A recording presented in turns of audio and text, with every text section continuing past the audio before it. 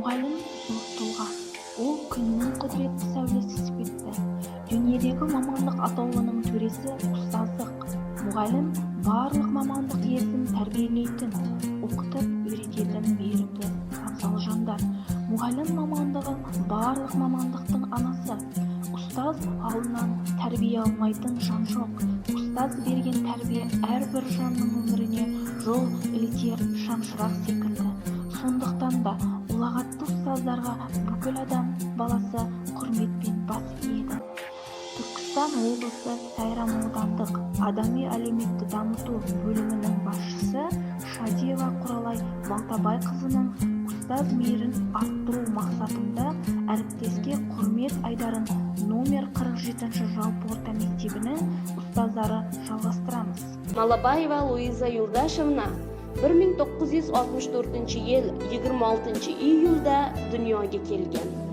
1971 yili Zoya Kosmedemyanskaya hozirgi Bobur otidagi umumiy o'rta maktabiga o'qishga borib, 1981 yili shu dargohni a'lo baholar bilan bitirdi. 1982 yili Toshkent shahridagi Nizomiy nomidagi Pedagogika institutining filologiya fakultetiga o'qishga kiradi. 1986 yili shu dargohni qizil diplom bilan tugatdi. Shu yili o'zi o'qigan maktabga boshlang'ich sinf o'qituvchisi bo'lib, mehnat faoliyatini boshlagan. Ustoz va murabbiylar jamiyat binosining binokorlari, ma'rifat bog'ining bog'bonlaridir.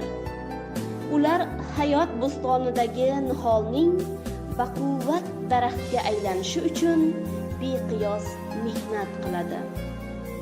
Ana shunday mashaqqatli kasb tanlagan ustozimiz Luiza Yuldashevna 1993-1999 yili Bobur maktabining ilmiy ishlar bo'yicha direktor o'rinbosari lavozimida faoliyat yuritgan.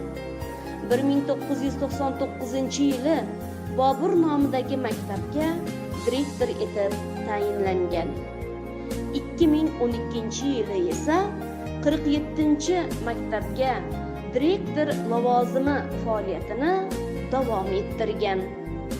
O'z faoliyati davomida o'zining tirishqoqligi, mehnat sevarligi, o'zgalarga bo'lgan hurmati, mehmondo'stligi bilan jamoa ko'nglidan alohida joy olgan ustozimizdir. Әріптеске құрмет челленджі номер 7-ші Бабыр атындағы жалпы орта мектебіне жолдаймыз.